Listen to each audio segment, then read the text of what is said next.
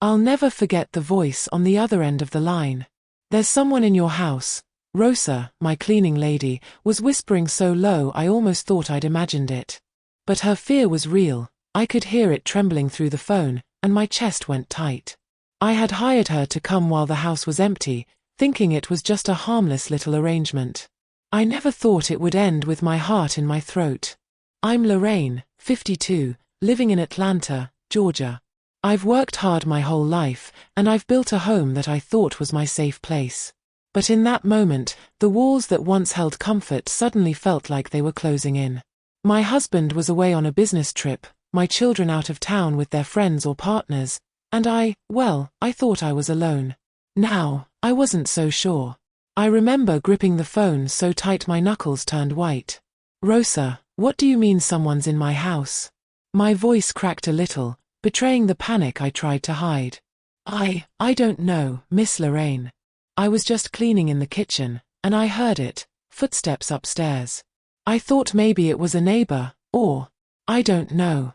But someone is there, she said, each word slower than the last, like she was trying to convince herself it wasn't real.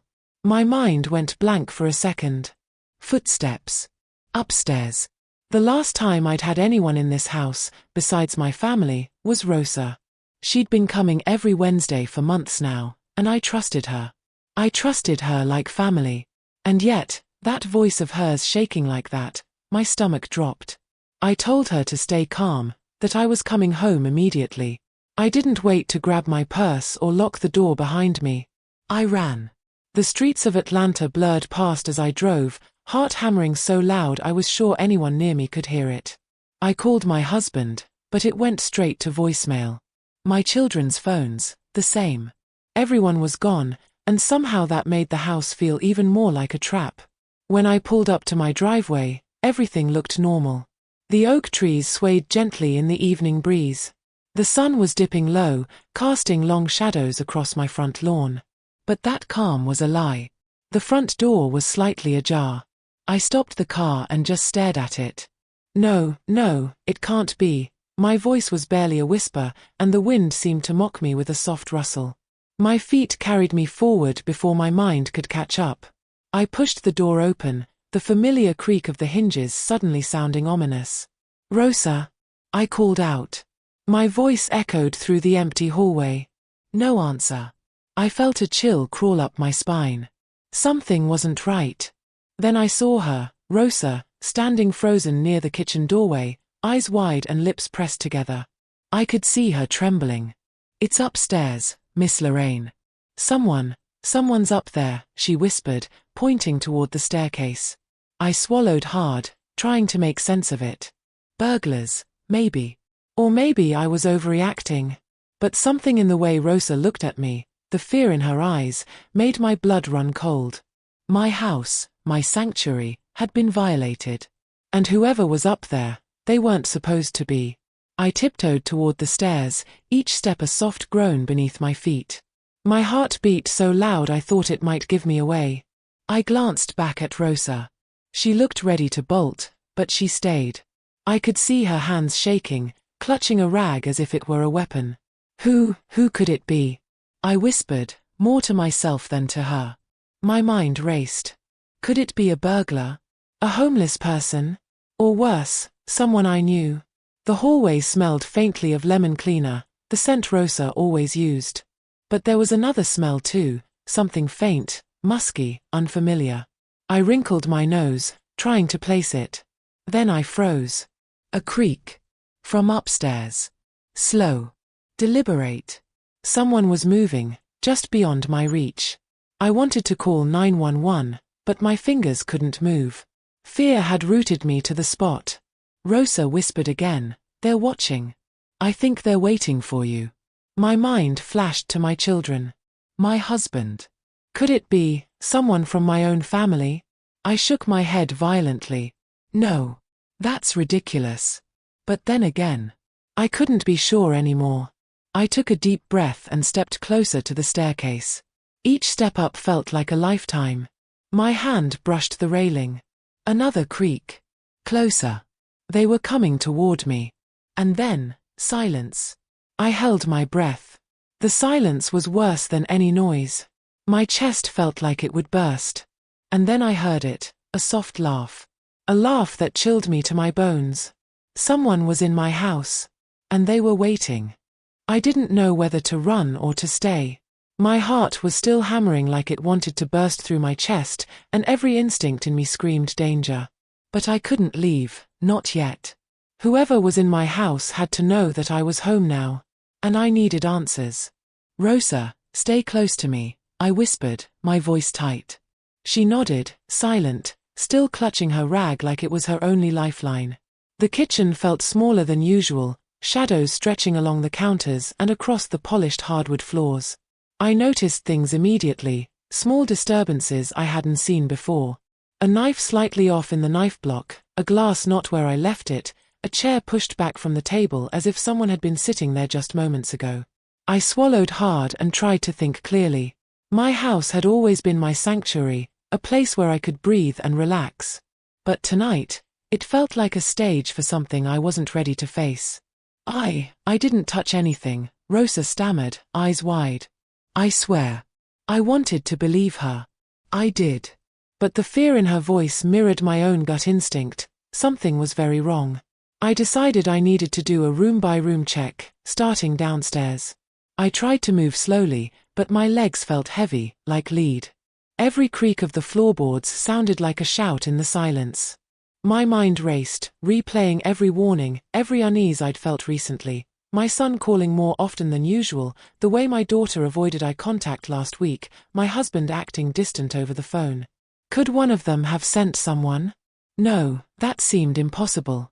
I passed the living room, and for a moment, I just stood there. The familiar furniture, the family photos on the walls, the curtains fluttering gently in the evening breeze, it all felt like a lie. My home, my safe haven, suddenly looked like a trap. And then I noticed it, a shadow near the hallway to the guest bedroom. My pulse jumped. "Did you see that?" I whispered, grabbing Rosa's arm lightly. She shook her head, but her lips were pressed tight together, and her eyes kept darting toward the hallway. I took a cautious step forward. The shadow was gone. Just like that. Disappeared. I closed my eyes for a second and tried to calm myself. Maybe it was just the sunset casting the shadows differently. Maybe my imagination was running wild. But deep down, I knew it wasn't just that. Someone, had been moving through my house. And whoever it was, they had been waiting. "Miss Lorraine.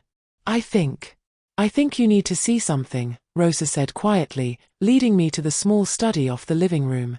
I followed her, and my stomach dropped the moment I saw what she was pointing to. The drawer of my desk was slightly open.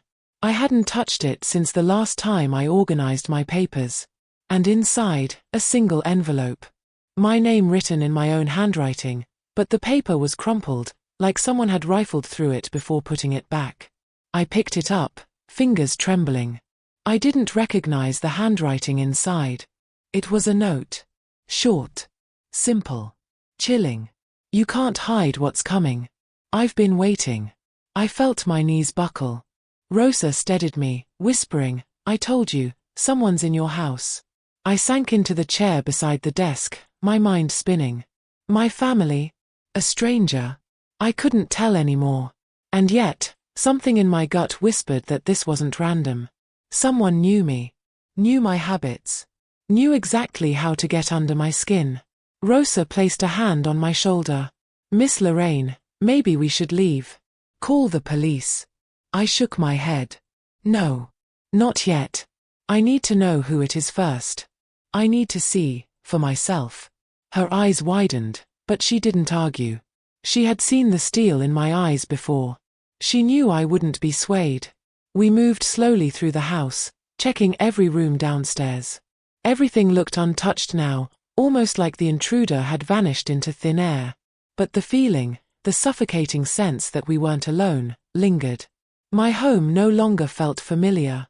And then, just when I thought I might be imagining things, I heard it, a soft creak above us. Upstairs. I froze. Rosa froze.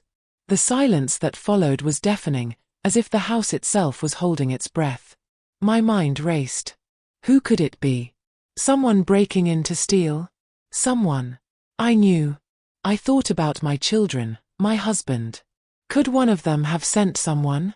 Could it be revenge? Or greed? My heart ached at the possibility. I had always tried to protect my family, keep us close. And now, fear was infiltrating the very walls we built together. I whispered to Rosa, "Stay here. I'm going up." Every step on the staircase felt like walking through fire. Each creak, each groan of the floorboard, amplified the tension. I reached the top and paused, listening. Nothing. Just the soft hum of the evening air through the window. I peeked down the hallway. My bedroom door was closed, and the rest of the rooms were dark and quiet. I let out a shaky breath, convincing myself that maybe it was just paranoia. Maybe I'd imagined the footsteps. But then, a faint thud from the master bedroom. My heart leapt into my throat. "Miss Lorraine, someone's in there," Rosa whispered from the bottom of the stairs. I nodded, swallowing hard. There was no going back now. Whoever, or whatever, was upstairs, I was going to face it. I reached for the doorknob, hand trembling, and in that moment, I realized something I couldn't ignore. My life, my family, my trust, everything I thought was safe had just become a mystery. And I had no idea who the enemy was. The air was thick. The house was silent. And the moment my fingers brushed the door, I knew nothing would ever be the same again. I didn't sleep that night. Even with every light on, with Rosa sitting close by, sipping tea she barely touched, my mind raced through every possibility. Who had been in my house? And why? My hands shook as I thought about the creak on the staircase, the soft thud from the bedroom, the envelope, that note. Someone had been there. Someone who knew me. Someone who was waiting. By morning, I convinced myself to act normal. Rosa quietly started tidying the kitchen while I moved through the house, checking each room again. Nothing was out of place, at least nothing obvious. But my gut screamed otherwise. I noticed subtle things that didn't make sense. My jewelry box was slightly askew. A pair of gloves I never wore had been moved from the drawer. And on my desk, the envelope from yesterday was now gone. I looked at Rosa, fear in her eyes. Did you move it?" I asked, trying to keep my voice calm. "No, Miss Lorraine. I swear," she replied, trembling. "I didn't touch anything." I nodded slowly. I wanted to believe her. I had to. But deep down, I knew someone had rifled through my things. Someone close enough to know what to take and where to hide it. I spent the day retracing my steps, checking every corner of the house, every closet, every drawer. And that's when I found it, a small, folded piece of paper tucked behind a photo frame in the hallway. I hesitated, hands shaking, before picking it up. My name was written in neat, unfamiliar handwriting. "You think you're alone. But you're never truly alone. I see everything." My stomach dropped. The handwriting was too precise, too deliberate. Whoever had left this, they were watching me. Not just last night. They had been watching for a long time. I sank into the chair, holding the note in my hands, trying to remember every moment I'd felt uneasy lately.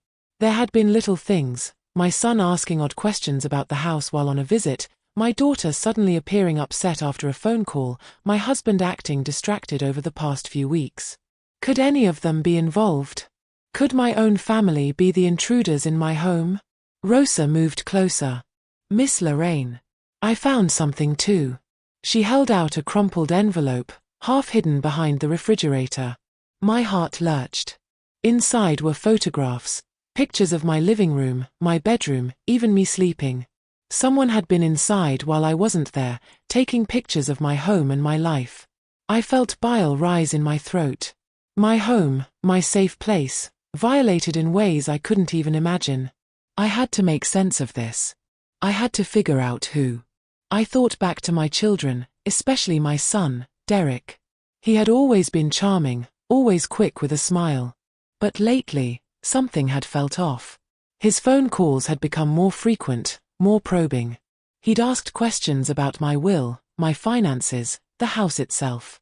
At the time, I'd dismissed it as casual curiosity. Now, it all made sense. Or maybe, it didn't. Maybe I was jumping to conclusions. But the thought gnawed at me relentlessly. I spent hours going through the photographs. In one, someone's reflection was faintly visible in the glass of a picture frame. A man. Could it be Derek? I couldn't be sure. But my stomach told me it was. The day dragged on. Every sound, the creak of the floor, the hum of the refrigerator, the faint rustle of the trees outside, made me jump. Rosa tried to comfort me, but I could see the fear in her eyes mirrored my own. She had never witnessed anything like this before, and neither had I. Later that evening, I decided to call Derek. My hands shook as I dialed his number, the thought of confronting him filling me with dread. The phone rang, and rang, before going to voicemail. My chest tightened. I left a message, keeping my voice steady, hiding the fear that threatened to break me. Derek. I need to talk. It's important. Call me back when you can. As I hung up, a soft noise upstairs made me spin around. Rosa froze. A floorboard had creaked again. Slowly, cautiously, I glanced toward the staircase. My breath caught. There it was, the faint shadow of a figure moving past the railing. Not fully visible, but enough to make me gasp. Rosa's hand gripped mine, and I realized we were both holding our breath. Then, silence. I clenched my fists, feeling anger, fear, and betrayal swirl together inside me. Someone had been in my house. Someone had been taking pictures. Someone was still here, watching, waiting. And I knew, in that moment, that this was just the beginning. Whoever was behind this didn't plan to stop. And the person I suspected the most might be closer than I ever wanted to admit. I whispered to Rosa, my voice barely audible, "We have to find out who it is, before it's too late." Her eyes widened, but she nodded. Together, we began the search again, unaware that every step we took was being anticipated. Every decision we made, already predicted. And I realized something I hadn't fully faced yet. My family, and my trust in them, might be the biggest danger of all. The chapter closes with the shadowy figure retreating down the hallway, leaving only the faint echo of their presence. A whisper of betrayal that would haunt me for days. By the time evening came, the house felt heavier. Every corner, every shadow seemed to be watching me.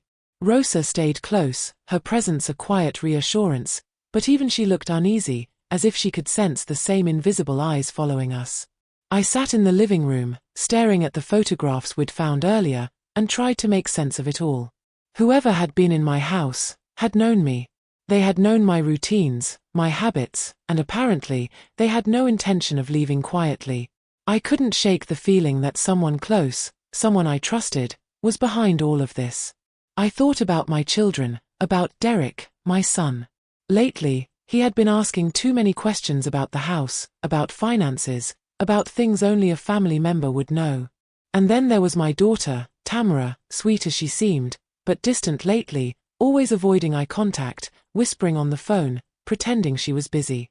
Could either of them have sent someone? Or were they involved themselves? The thought made my chest tighten. I had always tried to protect my children, to guide them, to love them. And now, I wasn't sure I could even trust them. Rosa broke my thoughts. "Miss Lorraine, I don't know if I should tell you this, but I found something else." My stomach sank. "What is it?" She handed me a small, folded note she had found tucked behind the couch cushions. My hands trembled as I unfolded it. The words were simple, but every letter dripped with menace. "You see only what I want you to see. Keep watching, or you'll regret it." I dropped the note, my heart hammering so hard I thought it would burst. The words weren't just threatening, they were personal.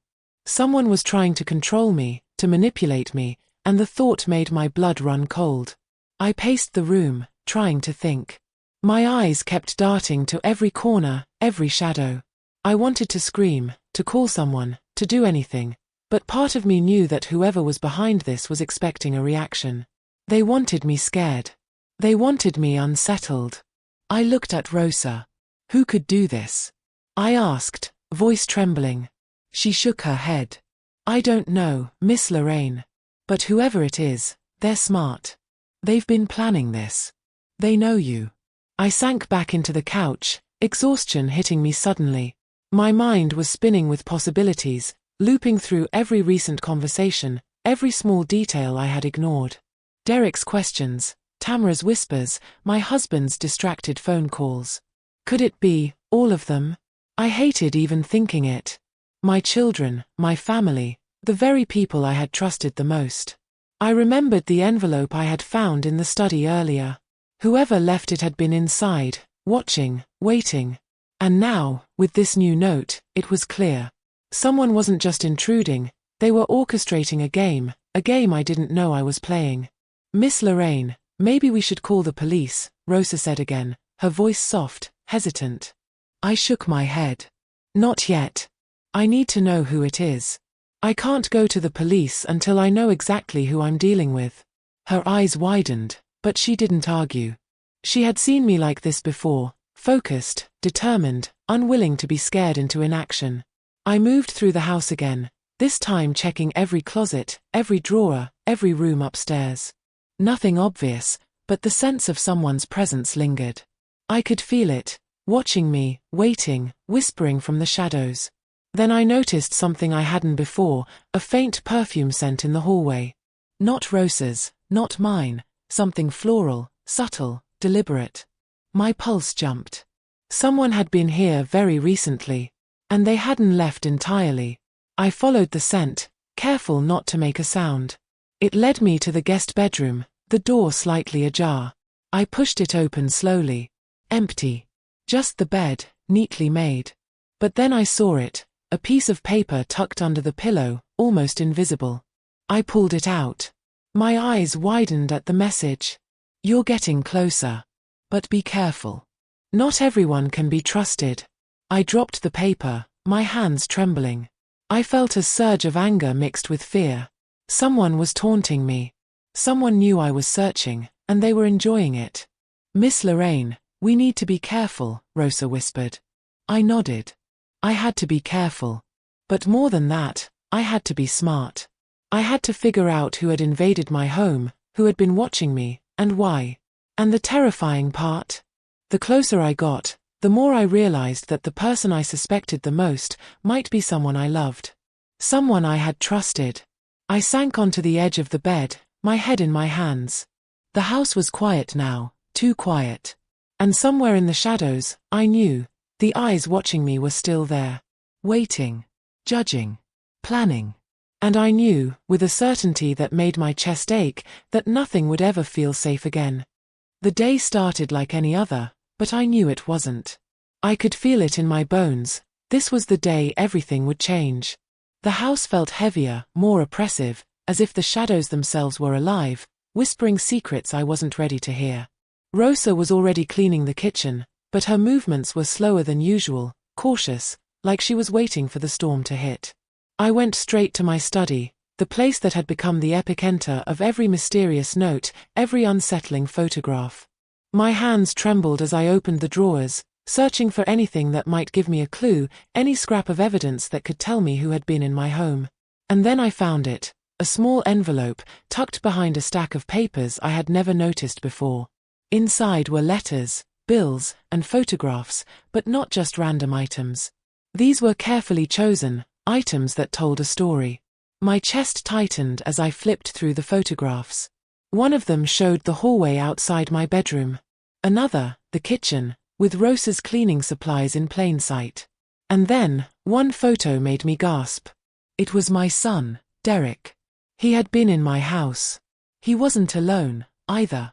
There was someone else, another man I didn't recognize, but the focus was on him. Derek.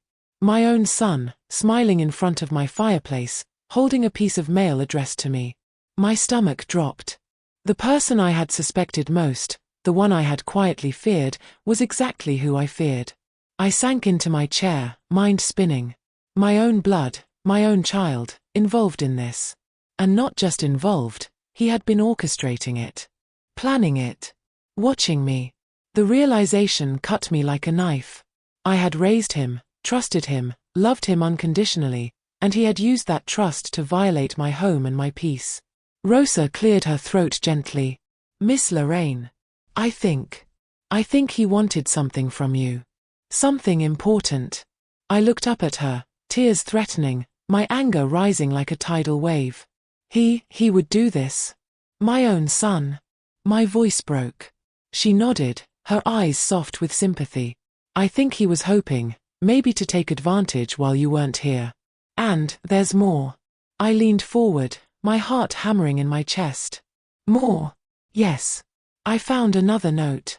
It wasn't meant for you, but it mentions your will. He's been asking questions, looking for a way in, trying to manipulate the situation. I felt a rush of disbelief and fury at the same time. My son, Derek, planning behind my back, invading my home, watching me, manipulating me, all for what? Money. Power. Inheritance. How could someone you raised, someone you loved, do something so cold, so calculated? I gripped the arms of my chair, trying to steady myself. I had always believed in loyalty, in family first, in protecting those you loved. And now, I was learning the hardest lesson of my life. Sometimes, the people closest to you are the ones who can hurt you the most. I needed proof, undeniable proof. I couldn't confront him with just suspicion. But as I sifted through the letters and photographs, a pattern emerged. He had been sneaking in while I was away, taking notes, observing, learning every detail about my life and my home. He had left traces, little clues, almost like he wanted to be caught, or maybe he thought I'd never notice. I felt a chill as I realized something else. The intruder had been careful. They had left almost no fingerprints, no obvious signs, but the trail of notes, photographs, and letters pointed directly to him. My mind raced as I thought about all the little oddities over the past weeks, his questions about the house, the phone calls, the sudden interest in my schedule. All those small moments made sense now. I leaned back in my chair, closing my eyes, trying to process the betrayal. It was overwhelming. I had raised a son who was capable of this. And now, I had to decide, how would I confront him? Would I warn him? Trap him? Or catch him in the act?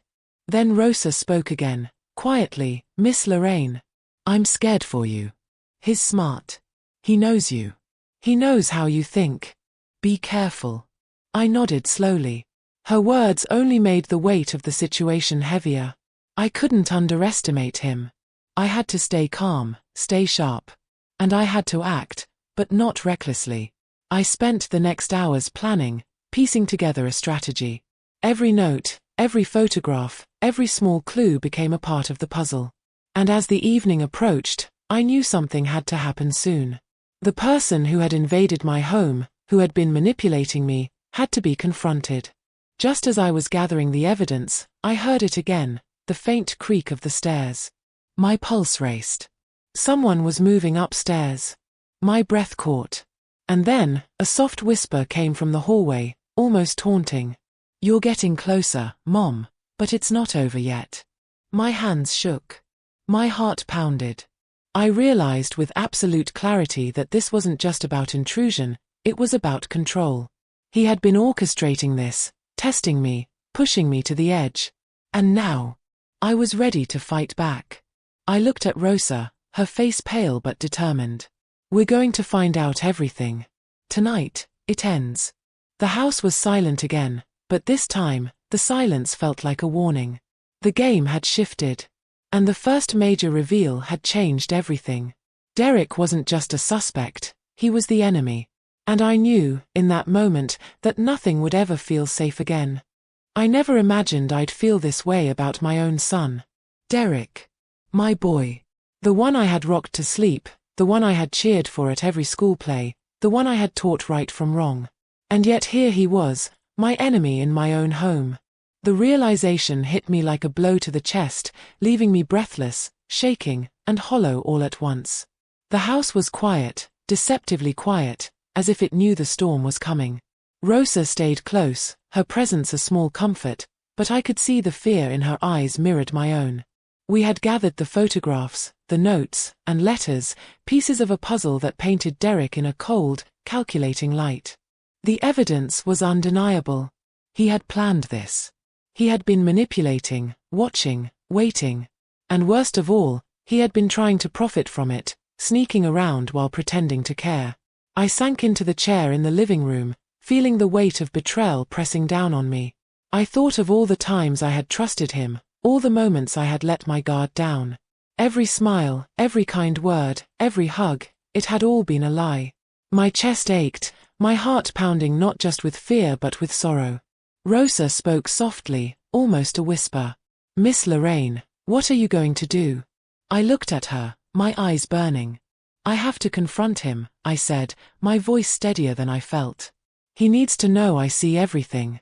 That I know what he's done." The hours passed slowly as I prepared. Every step, every detail had to be precise. I couldn't let anger cloud my judgment. Derek was smart, and if I wanted to catch him, I had to be smarter.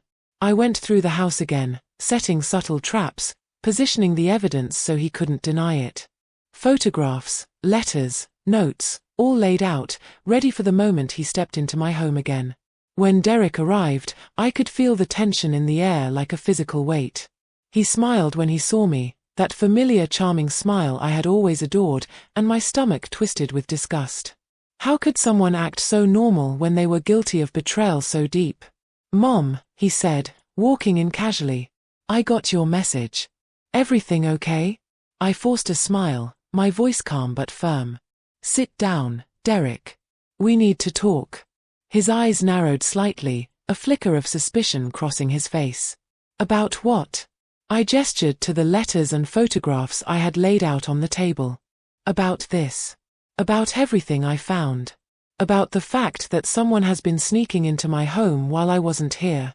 About the notes, the photos, the letters." Derek's expression changed in a heartbeat. The smile vanished, replaced by a careful, measured calm.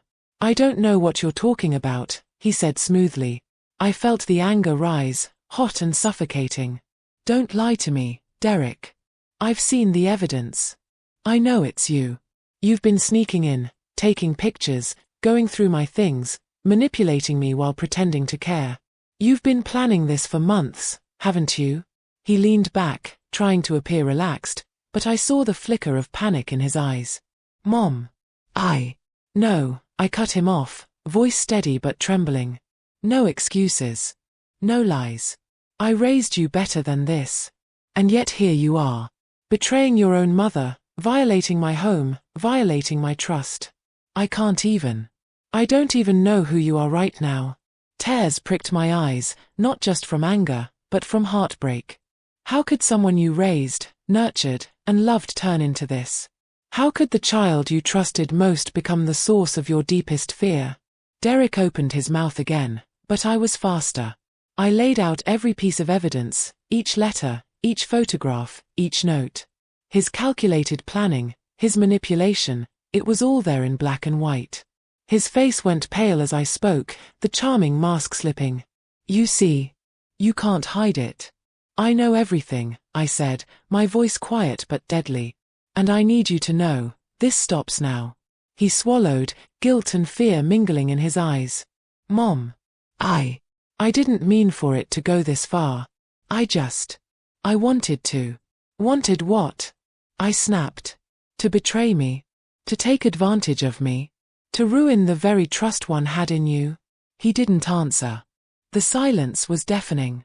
And in that silence, I realized the depth of the betrayal, not just the invasion of my home, not just the letters or the photographs, but the way he had manipulated my love, my trust, my instincts as a mother. Rosa stayed behind me, a silent witness. I didn't need her to speak. The message was clear. Derek had crossed a line that could never be uncrossed. And I had to decide, how far would I go to protect myself, my home, and the rest of my family from him? I could see it in his eyes, the realization that he had been caught, that his plans had failed. He had underestimated me. He had assumed my fear would paralyze me, that I would beg, or that I would let him manipulate me further. But he was wrong. And in that moment, I made a silent vow. He may have betrayed me, but I would reclaim my home, my life, and my peace. He would learn that betrayal has consequences. The chapter closes with Derek standing frozen, realizing he is trapped not by walls, but by the unwavering gaze of his mother, someone who knows, someone who sees, someone who will not be fooled again. The air in my living room felt thick, almost suffocating. Derek stood there, frozen, his charming mask shattered, replaced by a mixture of fear and defiance. Rosa lingered silently in the background, her eyes darting between us, a silent reminder that I wasn't alone in this. But it wasn't enough to keep the fear at bay. The weight of betrayal pressed down on me like a storm about to break. "Mom," Derek began, but I cut him off before he could even attempt an excuse. "Don't. I don't want to hear it," I said, my voice low, steady, but sharp enough to slice through the tension. "Everything you've done, every lie, every sneaky move, every photograph, every note, it's all here. You think I wouldn't notice? You think you could manipulate me?" He swallowed, eyes flicking nervously to the photographs and letters spread out on the table. "Mom, I didn't know. I mean, I just what, Derek? Betray me? Invade my home? Test me?" I demanded, taking a step closer. My heart pounded, but my mind was razor sharp.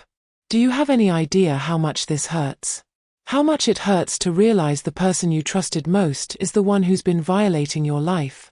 He looked down, guilt and panic crossing his face. I didn't mean to hurt you. I thought I needed." "Needed what?" I snapped, my voice echoing in the room. "Your inheritance. My money. My house. Is that what all this was about?" He didn't answer. The silence stretched between us, heavy and suffocating. I could see the fear in his eyes, the first real emotion that wasn't a mask. And I realized something vital. The boy I had raised, the one I had protected, had no idea how much I had prepared for this moment.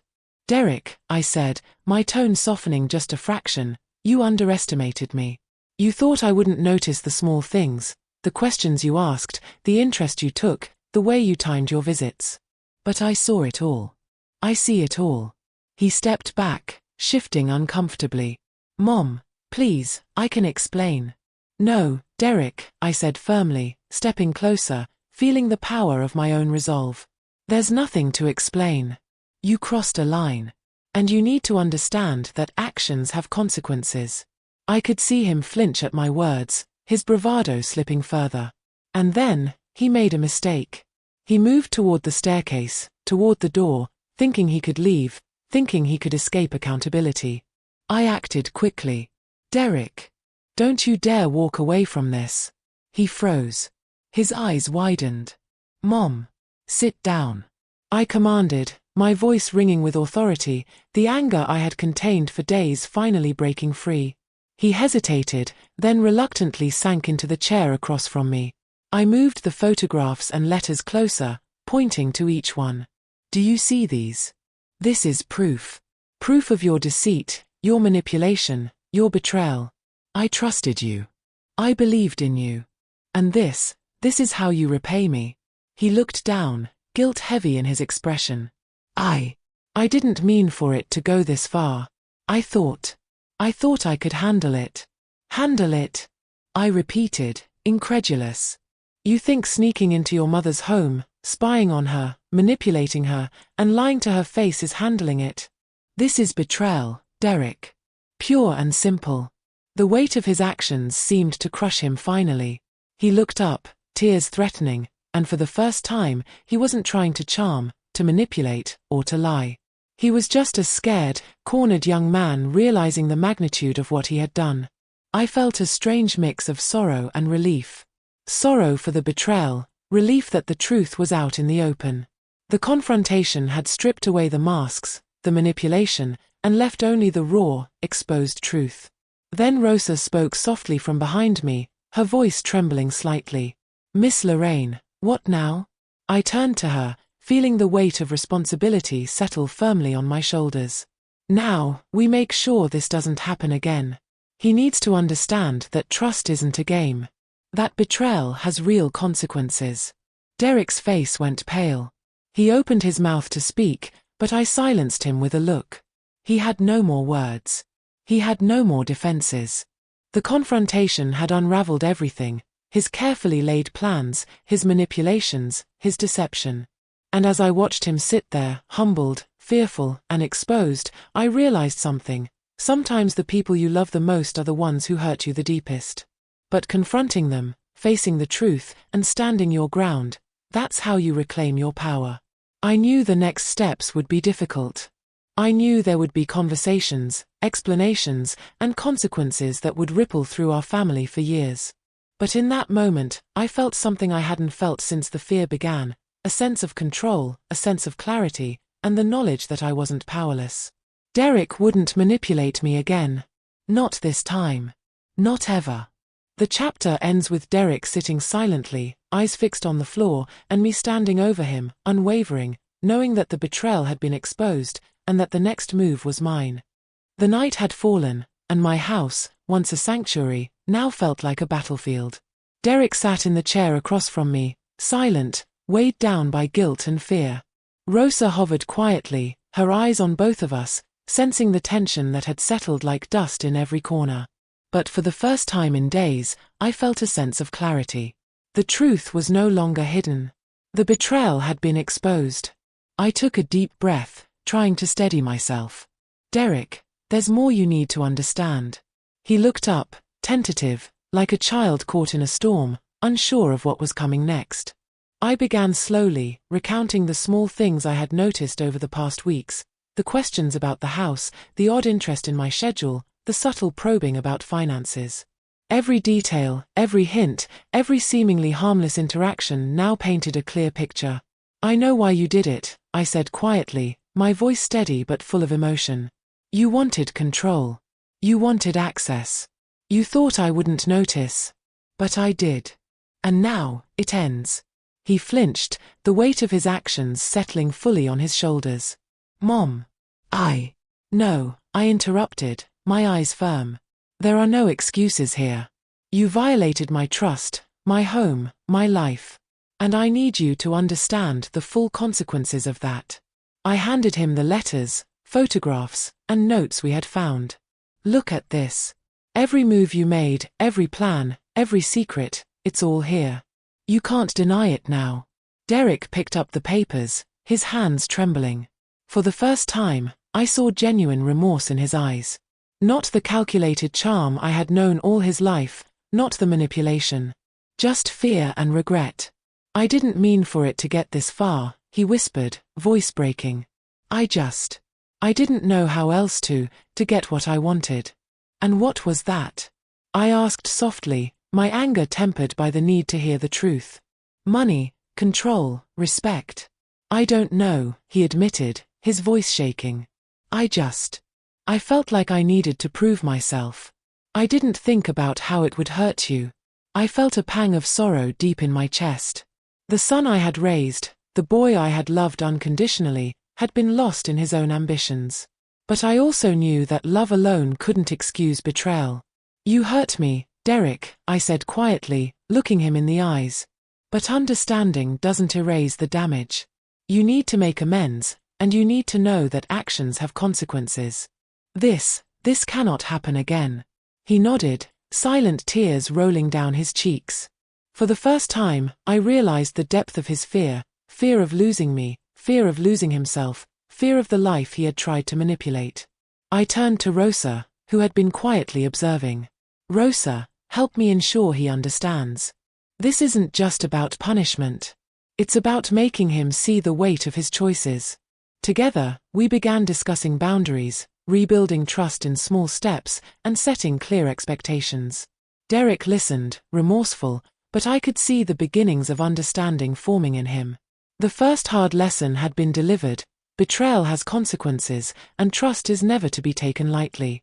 After hours of conversation, the house finally felt lighter, though the shadows of recent days still lingered.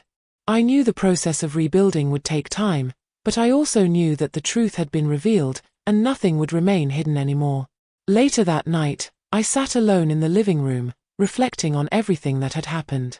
My heart still ached from the betrayal, but I felt a sense of resilience growing inside me.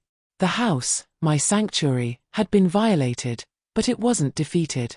I had faced the fear, confronted the betrayal, and reclaimed my space, my power, and my dignity. And somewhere deep inside, I knew that this experience, painful as it had been, had revealed something else too. the importance of vigilance, the value of trust, and the strength it takes to face those you love when they've done the unthinkable. I looked out the window into the quiet night, the city lights of Atlanta twinkling in the distance, and whispered to myself, I will never let anyone, no matter who they are, break my trust again. The chapter closes with a quiet yet profound sense of resolution. Derek sits in the living room, humbled and remorseful, while I, stronger and wiser, prepare to rebuild the trust, peace, and security that had been momentarily shattered. The days after the confrontation felt surreal. The house, once shadowed with fear and tension, slowly began to breathe again. I moved through the rooms with cautious calm, inspecting every corner, checking locks, and rearranging things to reclaim my space. The betrayal, though raw in my heart, had been faced. And now, I had to focus on healing, not just for myself, but for my family and even for Derek. Rosa stayed by my side, helping me clean and organize, but also offering the quiet strength I desperately needed. Miss Lorraine, she said one afternoon, the house, it feels like home again. I smiled faintly, though my eyes still carried traces of the recent storms. It's starting to, Rosa. But home is more than walls. It's trust, safety, and love. And that takes time to rebuild. Derek didn't leave immediately after the confrontation. He stayed, awkwardly at first, moving silently through the rooms, trying to understand the gravity of what he had done. I watched him, sometimes with anger, sometimes with sorrow, but always with cautious hope. The boy I had raised, the man he had become, was flawed, yes, but he was still capable of change. And I believed, deep in my soul, that facing his mistakes head-on could set him on a better path. One evening, we sat in the living room together. I handed him the letters and photographs one last time. These are reminders, I said softly. Not to punish you forever, but to teach you accountability. Never forget the trust you broke. He nodded silently, tears glistening in his eyes. I won't, Mom. I'm sorry. I really am. I exhaled slowly. Forgiveness would take time, but acknowledgement was the first step. And for the first time since this nightmare began, I felt a measure of relief. The veil of fear had lifted. The darkness of betrayal was still present, but it no longer controlled the house, or my heart. In the following days, I focused on myself as much as on Derek. I walked through the neighborhood, visited old friends in Atlanta, and even called my daughter, Tamara, who had sensed the tension but hadn't known the full story. We talked for hours, and though there were tears and long silences, there was also laughter, memories, and the slow rebuilding of familial bonds. At night, I sometimes lay awake, replaying the events in my mind. The fear, the deception, the confrontation, they were all part of the journey I had endured. And in each reflection, I found strength. Strength in my ability to face betrayal. Strength in my ability to reclaim my home. Strength in my understanding that even those closest to you can falter, and that your power lies in how you respond. Rosa would often bring tea, sitting quietly with me. Miss Lorraine, you're strong, she'd say. Stronger than I've ever seen. I would smile, sipping the tea, letting the warmth fill me. We all have to be strong, Rosa. Sometimes it's in protecting ourselves. Sometimes it's in guiding others through their mistakes. And sometimes, it's in learning that forgiveness is part of the healing. Derek gradually began to make amends in small ways, helping around the house, being honest in conversation, showing a willingness to rebuild trust rather than manipulate it. And though the scars of his betrayal would never fully disappear, they became a reminder of lessons learned, of boundaries set, and of resilience regained. As I sat by the window one night, looking out at the Atlanta skyline, I realized something important. Betrayal can wound deeply, but it doesn't have to define you. Family can falter, trust can be broken, and love can be tested, but strength, courage, and clarity of heart will always guide you through. And in that moment, I whispered to myself, I've faced the storm. I've seen the truth. And I will rise stronger because of it. Betrayal doesn't end me, it teaches me. The chapter closes with a quiet sense of resolution. The house is peaceful again, Derek humbled and learning, and I, having reclaimed my home and my life, find solace in the knowledge that even the deepest wounds can heal, and that trust, once broken, can be rebuilt with patience, courage, and honesty.